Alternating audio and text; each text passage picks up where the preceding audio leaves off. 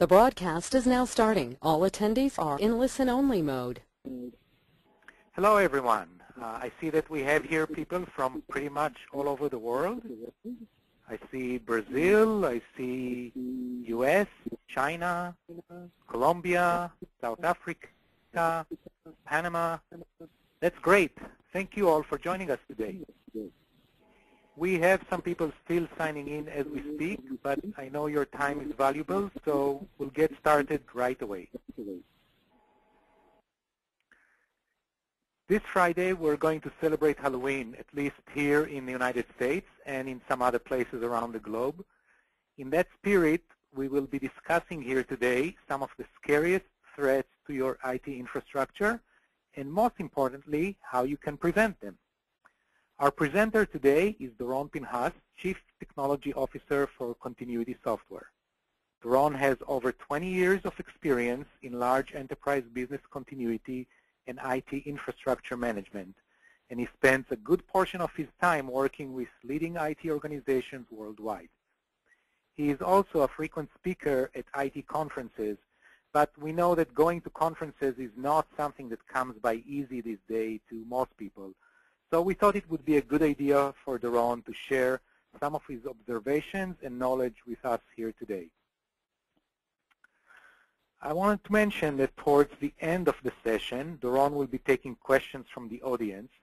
So please feel free to submit questions throughout the presentation using the panel on the right side of your screen. At the very end of the presentation, we will have a short pop-up survey, and we would appreciate if you could take a few seconds to complete it and give us some feedback. So with that, I'll turn it over now to Doron.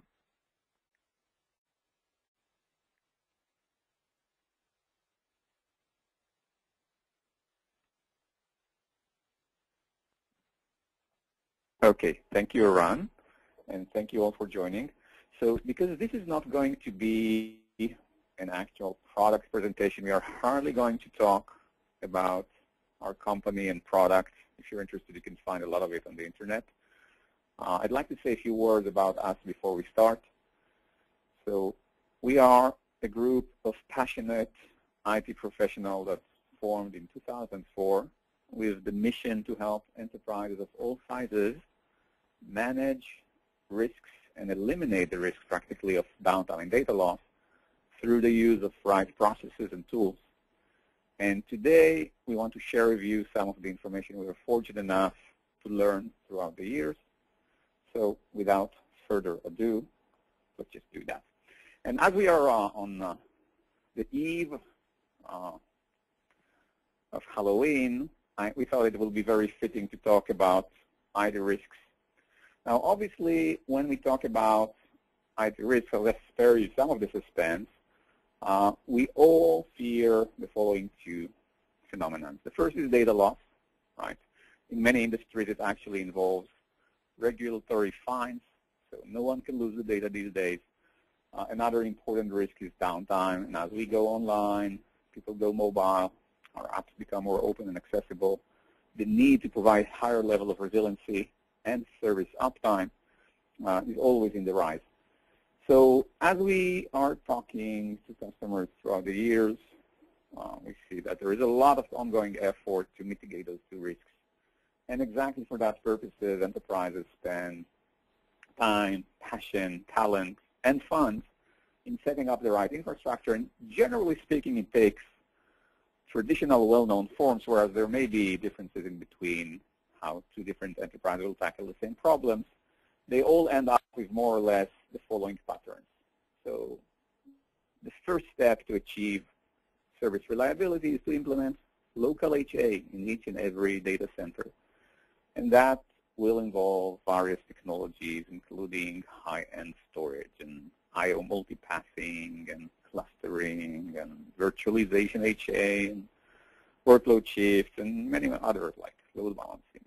Now, the next logical step, if you want to be truly prepared, is to utilize the fact that you have more than one site and set up geo-redundancy. So that will involve active-active or active-passive technologies that will include geo-clustering, replication, global load balancing, and many others. So it's quite a tremendous investment in multiple layers of IT. And yet we still see downtime even to the most prepared enterprises. So we'll ponder about that throughout the rest of this presentation and later suggest how we feel the best organized enterprises deal with that. Now, we have run a survey. In fact, this is a traditional survey we run regularly every year, and it could be quite interesting to look them up on our site and see trends. And in our latest survey, we've asked, as we usually do, how many of our customers met their service resiliency goals. And it does not surprise us so much because we see consistent results, but more than 40% could not miss their recovery goals. Now, what you also see on the bottom of the slide is that as you move from recovery styles that require 2 nines to 3 and 4, it gets much more difficult to meet the goals. So we are actually talking, for some of you, I guess, around at least an industry average of less than 50% success. Another interesting finding is that failure is not all that infrequent. So if you take a look at the graph, more than 50% of the responders had their last outage within the last 3 months of answering, right? So what we learn here is that it's very difficult to meet recovery goals, and it's actually, you don't have to wait too much until you actually suffer the consequences. So what are the risks people fear most? Now I'm going to take 2 stabs at it. The first is just to bring those answers people will just shoot off the top of their head, right? So the first thing that comes to mind are the big things we cannot control, like weather calamities and fires and whatever, cyber attacks. But when you come to think of it, these cannot really be the reasons for downtime, right? Because after all, we did invest in clustering and load balancing and multiple sites, and in theory, if any of those happen, if you have a fire in our data center, we should just flawlessly and seamlessly fail over. And if you have whatever, figure out the rest. So if we go back to the survey, we've let people a little bit more time to ponder and then run some statistics on the results. And what you'll see here is that with a few exceptions, there are a few exceptions, most of the reasons for actual outages that were quoted by the responders would still or should have still been solvable by the investment they made in infrastructure, right? If you take, for example, hardware failures, if a node fails in the cluster, then the application should be up in just 15 seconds, right? Now, there are a few of those that can actually affect recovery. For example, some human errors can be catastrophic. If I delete my application deliberately on all hosts, well, that can be dangerous.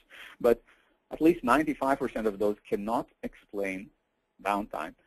So I'm just going back to the question, why do we still have downtime despite the fact that we invest so much? So it's definitely not for lack of trying and not for lack of effort. So before providing the answers, I want to drill down a little bit into the, I wouldn't say the root cause, but the events that will ultimately lead to downtime. What are these? And we've classified those into 2 broad categories. I kind of like this graphic, by the way.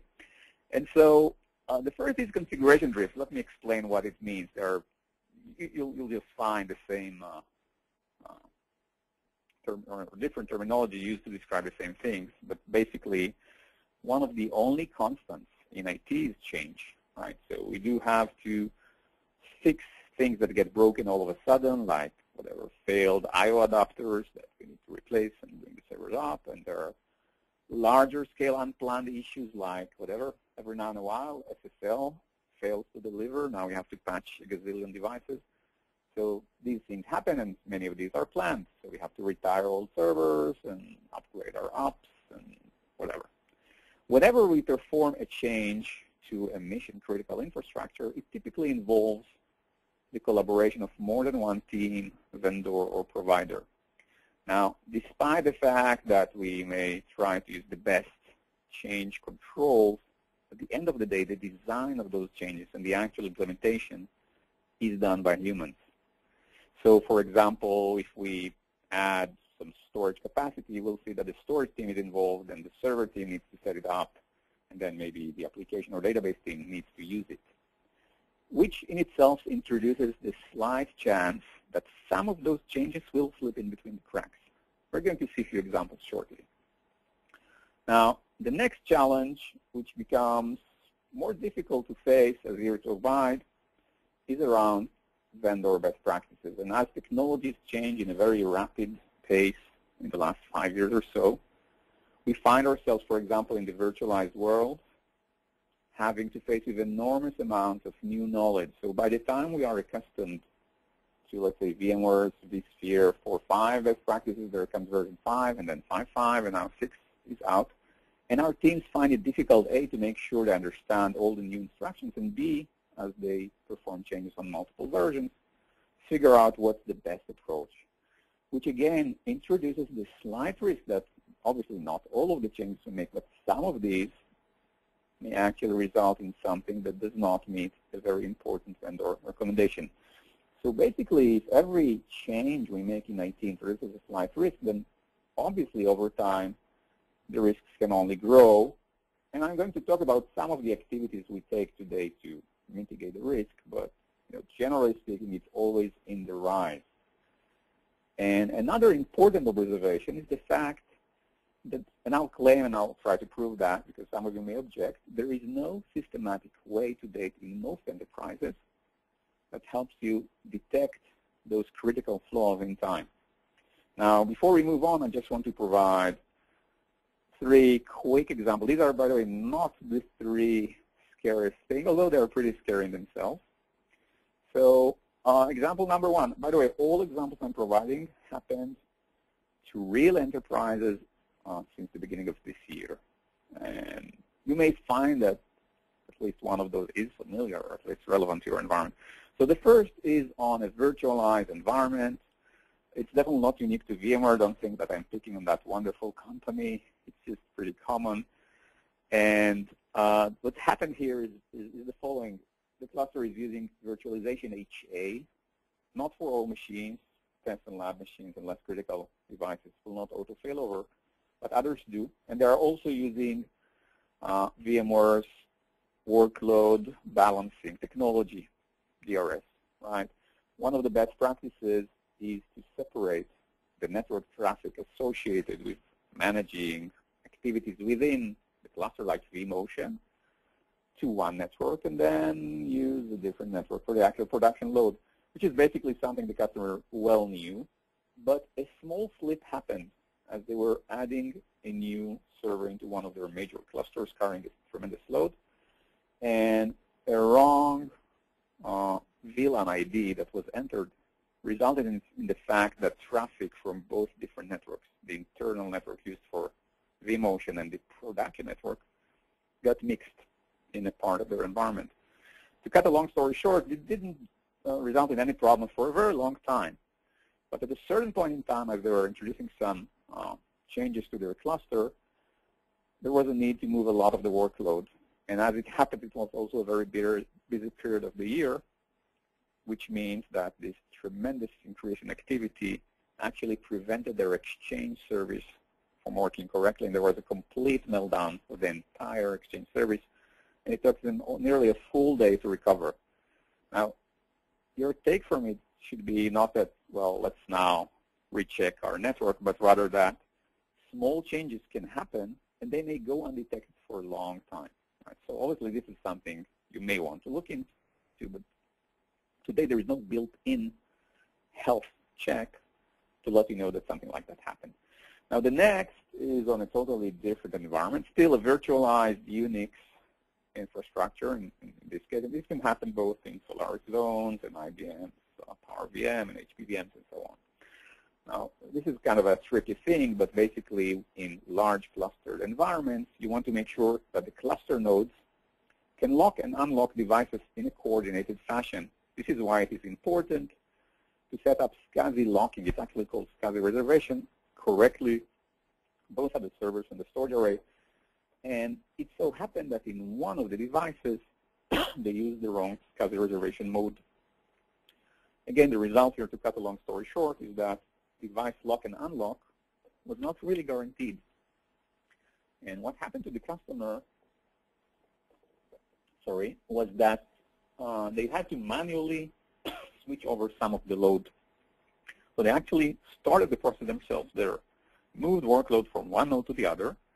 Devices did not get unlocked, and they suffered from immediate blow-up of the data, which resulted in a serious outage that took a lot of time to fix. And again, this is something that was hiding there for a long time. Now, the last example is from yet a different aspect of computing. This is something that happened to a large online business. By the way, something really similar happened last Christmas to another known company. So just in case you're wondering, this is not it. Although I think there may be some similarities. So this particular enterprise is using active-active configuration across 3 major mega data centers and some localized additional data centers across the world. And generally, they tend to keep a close eye on how new infrastructure is provisioned, so they have more or less balanced workload across all 3 sites. And as a result of some serious upgrades, they didn't pay enough attention, and a significant portion of the workload concentrated in one site. And then guess what? It so happened that that particular site had a networking issue. It was on the busiest period of the year, as these things tend to go. The 2 remaining sites could not withhold the entire load, and the result was that they lost a huge amount of their business. And again, this could have been prevented if there was a way to actually measure that workloads are balanced well enough. So these are 3 examples. The truth of the matter is that I could have shown you 30, 300, 3,000, or even more. We actually keep very close track over issues our customers report to us, and the numbers are actually larger. There are a lot of things that can go wrong. And I will argue, and this is going to lead us to the second part of the discussion, that one of the key reasons for these things showing up in our environment is the fact that we don't have the right processes. And to a certain degree, perhaps we don't even have the right tools, even though in my mind this is a secondary thing, because tools can be set up. And part of the fact is that, if you think of it philosophically, every aspect of business that has risks is typically managed. So if you have supply, provisioning, risks, we will manage them, and we'll set up a process to track inventories, right? What about IT? We have a risk of configuration drifts being crept in. How do we actually take action? So today's approach is to run within data centers cluster failover tests every quarter if we can afford it, and full DR tests once or twice a year. This is hardly in pace with the rate of change. So that's definitely not the right practice, and obviously that will lead to some of those issues materialize in our environment. And as we've demonstrated, they tend to blow up in the most unopportune moments. So here are 6 steps. It's going to start theoretically a bit, I'll admit, but then we'll pour more and more content, and we'll actually share with you a customer story and share some of the things that were actually done. So just bear patient with me. Everything I'm showing to you is actually doable, and I'll explain how. So the 6 steps that we recommend, again, you can find a lot of reading material around this on our site if you're interested, is obviously, let's start with the simple things. Obviously, we want to detect issues on our systems, right? That's why we have monitoring tools. But we should actually look into a slightly more advanced form of risk detection. What if we can predict some of the changes we introduce to our environment actually create risk? Then we can become much more proactive. Right? So we don't want to understand, just only detect when something blows up. That can be too late. We want to proactively predict what can go wrong so we can fix it in advance. Obviously, we'll want to make sure we can alert the right teams when we do either predict or detect an outage. Obviously, because I think you've seen on the example, some of the issues definitely span more than one team. For example, the SCSI reservation issue or even the networking issue on the VMware, and the workload will typically involve more than one team. We want them to be able to understand how the changes one is making affect, for the better or worse, the other teams. Another important aspect, and we see that neglected, even though it sounds kind of strange, even when we find an issue and we fix it, we rarely retest it just to make sure it goes away. And we need to change that. So if we find a vulnerability and fix it, there should be a way to test it as soon as possible and validate that we're in good shape. And finally, this happens to be one of our reports, but it doesn't really matter that much. We want to be able to define the KPIs we need. I'll talk about it shortly, and start measuring them. So as the saying goes, what's not measured cannot improve. We'll get back there shortly. So these are some of the things we need to do, and that sounds too simple. So let's pour some more content into it and talk a little bit about the requirements for setting up such a process in motion. So the first thing, even though it's obvious, is very, very important. Looking at the sheer number of things that can go wrong, there is absolutely no way we can manually validate, verify, detect, collaborate without proper automation. So there must be a way to perform validation of our IT resiliency in an automated way, and I'm going to share with you some of the ways to achieve that, not necessarily the only ways, fairly shortly. Now, we do want to make sure we validate resiliency at the site level, so all the layers I've mentioned, clustering, storage, virtualization. We do want to make sure that we can validate our geo-redundancy configurations. We do want to define the right KPIs. Now, those of you that come from the risk management discipline will immediately think about RPOs, RTOs, available capacities. But what we've learned is that each enterprise may possibly even have additional KPIs. It's important to define those and figure out ways to measure them. And again, we are going to share with you some concrete examples on how to do that shortly. And finally, it's also pretty important to make sure that once we have those features at hand, we can tie them into our existing IT tools landscape. Right? So it doesn't really make sense to detect issues if we cannot communicate them. And we may as well not require our teams to learn yet another alerting tool.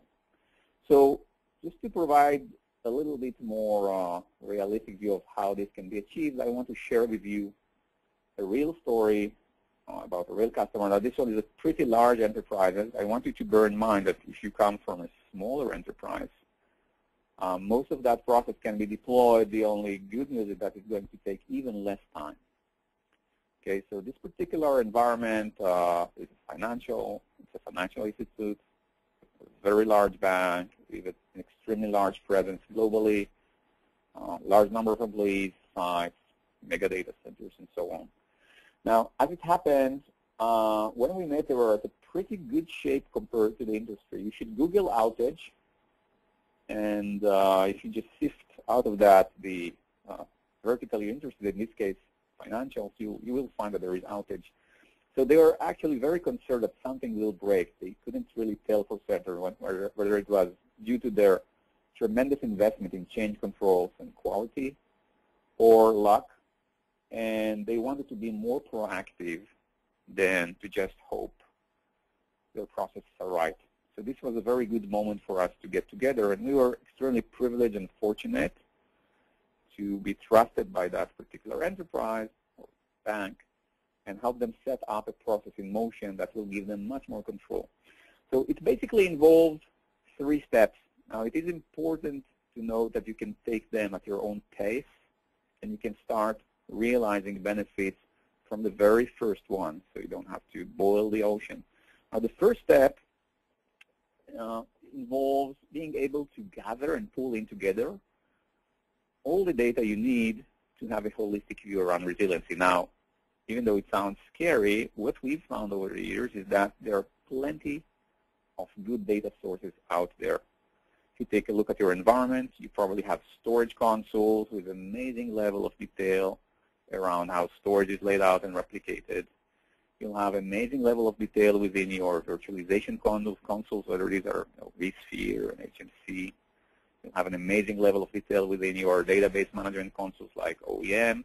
You may even also have, some of you I'm sure already have CMDB tools, and even though these are notoriously known for imperfect accuracy, they are still very good sources. So the secret is in knowing how to pull those sources together and correlate them. Now we have some experience in that, but if you put your mind to it, you can easily attain a repository that outlines what's being replicated, protected, clustered, and so on. Now, it also allows our customers to throw in a portal. And in this particular environment, we've used our technology to set up a portal where they can actually see their business services and they involve capacities. Now, the next phase is to automate anomaly detection. I want to pause for that concept just a little bit. Let me just backtrack one bit. One of the interesting things we've learned over the years is that many of the issues that happen in IT tend to be recurring. So it's not necessarily just an issue of disaster recovery, but those of you who are practicing disaster recovery testing will note that we do have issues when we test, and in many cases the errors are recurring, which is, again, something we won't accept in other areas of our business. So one of the key principles is to make sure that we do not suffer from the same anomalies all over again. So there are various ways to go about it. The most trivial one is to script and model problems you are aware of and make sure that they are scanned automatically across your environment. We have some technologies to make that process a little bit easier, and we can also provide it with cool graphics. But even if you choose a different path and don't use our technology, the investment necessary to test things you already know can happen will pay off tremendously once you start automating validation processes. Now, another aspect of automation, as you've noticed, I'm a big fan of automation. I'm sure you already have some automation tools in place, is to make sure that once you detect an anomaly, don't just leave the report lying out there. Throw it into your existing alerting and reporting tool. Again, I couldn't resist providing this screenshot from our technology, but basically, you want to make sure that when you detect a risk in storage, send it to the storage team. Databases, send it to the database teams. Now, another interesting step they've taken, which is, by the way, not something you need to take right away, but it just should trigger your imagination to some of the things that can be achieved. They have a workflow automation platform. So a bright idea came across their mind, and what they do today is to actually create an event whenever their change management tools is fed with a new change. They'll initiate a flow. The first step of the flow is to actually look up the entity they're about to change and see what kind of risks score it has today, what kind of scorecard they have. The next step will happen once they complete the change request. Now they'll look up the risk score again. And when that happens, if it happens that the risk score is lower or higher actually than they expect, they'll initiate a flow. Today it is mostly about reopening the change request and making sure everyone knows the problem is still there. But in the future, they are looking into even higher level of automation. Finally, last but not least, definitely, is the fact that furnished with a portal that brings together the recovery information and a dashboard that shows them what kind of risks were detected in what area, and ongoing reporting and automation, they can now gather, and they have two types of gathering. One is performed every 2 weeks, where it's a more tactical review, where they'll review the issues open, are they actually solved, who's in charge, and so on. And they also have very interesting quarterly meetings, where they actually use the KPIs they've defined, outputs of issues that they've detected, to review how well they are doing in introducing new design patterns, and how stable are new technologies they are building. And they can actually take action on an informed basis and track those resolutions they made previously. So constant measurement allows for this process to be truly effective. And the fact that everything is now automated makes life so much more easy. Now I want to talk about some of the results, and obviously shortly we'll allow some time for any questions you may have. Basically, the first thing they've noticed was that uptime increased. Not that they've suffered from colossal outages, but the smaller ones, every one of you probably is familiar with, like minor service retracting, tends to go away. So there was a much higher level of reporting reported on their monitoring tools. Now, another thing that was really surprising for that particular bank, and it was less surprising for us because we've come to get accustomed to that, is the fact that you start managing risks quickly translated into surprising changes in operational expenses. Now, I still would argue that it's not really surprising. I want to explore some of the areas where they're seeing benefits. So as the famous Benjamin Franklin saying goes, an ounce of prevention is worth a pound of cure. Think about it. Your IT operations teams probably spend between 60 to 80% of their time firefighting. That happened in data centers I've managed in the past.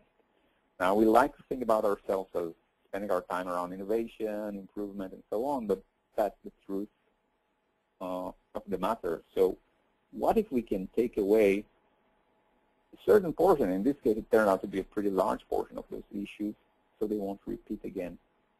Okay, so it does not only involve having much less firefighting, it also involves transforming IT operations from a reactive mode, where we fix problems as they happen, to something much more proactive. So it drives operational excellence. Now, there are two other really interesting saving areas for this particular enterprise because they are financials. First of all, they are required to run regular auditing and testing. So they discovered that running disaster recovery tests became a much easier task. They are used to running hundreds or even thousands of man-hours in preparation for a test, and today they can have within the repository a good capture of how everything is set up. They already know about many of the risks that used to plague their systems in the past, so they don't have to spend time pre-testing and retesting. And generally speaking, a lot of the reporting stuff is automated now, so they see a huge amount of saving there. Plus, they've also noticed that as they run their ongoing regulatory compliance audits, they have most of the information they need already on file, so they can actually show when they were last tested, what were the results, what issues are still pending, which before that took a lot of time to prepare. And finally, an interesting area they've discovered saving in is the fact that now that they've pooled their information together, they can start running reports, and they actually do that on a weekly basis, showing what kind of provision capacity is not being used. Where do they overspend in provisioning resources in the virtual infrastructure and physical alike? So what I'm suggesting is that taking a more proactive approach, choosing the right level of integration automation, can not only transform your operations, but also translate into tangible savings. And with that, I'd like to open the stage for any questions. Now, obviously, some of you have already typed in questions. My team has gathered about the first batch for me. We are going to respond online for some of the key questions we found interesting. But bear in mind that we are going to offer answers to any question. So if by any chance you didn't get your answer, we will take it offline. And if any of you need to leave before we wrap up this session, we will be extremely grateful if you can take a couple of minutes to fill in a survey, quick survey. So for some of the questions, the first one is around how this approach is different from my current monitoring practices. So perhaps I may have not been fully clear on that, but monitoring tools today, when we talk about monitoring tools, we look into tools that will detect things that are broken, and usually it's post-mortem. So, well, our router is down. Now our East Coast operations or whatever suffering, or whatever, stuff like that. And although we are suggesting that detection is important, definitely, if you don't have it ready, then by all means do so, we can't stress enough the fact that you also want to review the configurations and detect the misconfiguration. So that requires a higher level of analysis, but also has much better yields because you can prevent a large portion of the outages. So it does include monitoring, but the approach we propose also introduces prediction as to the quality of changes you make and the readiness for your clusters and storage. And I hope it makes that a little bit clearer now. The next one is around, I've talked about disaster recovery, so the question is, does this customer still needs to run a DR test? How do you use the system? So they actually do run a DR test. They were considering going to quarterly tests. Now they feel very, very comfortable staying with the bi-yearly test they have. Okay. Now, what they did find is that the tests go much more smoothly. I mentioned that earlier. So they do run testing, but they end up spending about 30% of the time they used to. So, and I think that's a good deal. Now, another question was around virtualization. So we are spending a lot of effort in virtualizing. We have automated workload shifts. We have our applications modeled. Should we actually set up the same processes? Well, I'll argue that you should, right? Because, it's not a cookie cutter. Virtualization is definitely the right way to go, and it does offer a lot of automation options. And I'm all in for that. But it's only as good as the quality of the design we've made and the people who put it in place. So our virtual infrastructure management tools do offer us good capabilities around capacity and performance management. But as far as the health of our environment, they are still sorely behind. So just take the example I provided earlier around the misconfiguration of VLAN, IDs, and so on. There are plenty of other areas where we make misjudgments in the way we've designed or set up our environment, and then we can actually introduce risks. So proactive configuration validation is still definitely the way to go, even when we have highly automated and virtualized data centers. Right? Risks can still creep in as a result of cross-domain issues and miscoordination by our teams. So let's pick up the next question. So how does the solution work in global organizations? So I'll just argue that obviously you'll appreciate the fact that this enterprise is actually global, right? So what we basically help them do is to pull in the information from different vCenter consoles. They have multiple, and just ship it to one central and federated location. And that's pretty easy to do. You can just package the data. You don't have to do it fully in real time. You can do it once or several times a day. It works pretty well. And obviously, they actually did it if you want to have failover capability for that monitoring practice in the portal. You can easily set it up in more than one site, which is basically what they did. Another interesting question, the customer is using a fairly popular automation. I won't repeat the name. They are using an automation tool. There are plenty of server automation tools out there, and some are more popular. They're referring to a specific one. They basically, I'll just elaborate the question a little bit so it will be clear. They're actually set up automated deployment packages for each change across a lot of their layers. So they feel that the fact that changes are automatically deployed to servers and that they can actually validate that a change actually went through, and if not, it will reinforce the change, make sure that their environment is risk-free. And I'll say, well, first of all, again, I'm a big fan of automation. Good for you. This is a very important step, and I highly recommend it. But, again, remember, as you create deployment packages, they're only as good as the quality of the packages created. So, we talk about the software-defined data center, and we are actually on the verge of making this promise into a real reality. But, if we are, after all, talking about software-defined something, right? So take a look at the software industry. We do create a lot of code when we develop code, but we, just bear in mind that when you introduce a new code, we have a very thorough QA process. No serious software vendor will issue a new code without QA. But this is basically what we do with software-defined packaging, right? So we introduce a change to IT, and the only chance to know if it's working is when it's deployed live. What if we can automate quality checks and run them first on our UAT and then on production, just to make sure that the result is consistent? So automated packaging is perfect. You'd still like to make sure that the result is well designed and thought of, and it's well deployed. Now, I know our time is getting short. There are a couple of other exciting questions, but what we'll do at this stage is to start answering offline. And by all means, if you feel that you have an interest that we didn't cover and it's relevant, just feel free to contact us. And at this point, I'll just ask Eran to say a few words. Eran? Yes. Thank you, Doron. As we said, we will get back to you if you ask any question here and we didn't get to it live here. We will get back to you offline. Thank you again for joining us. Thank you, Doron, for the insight you shared with us. I think it was great. As mentioned, if you need more information, you can find it on our site. You can send us an email.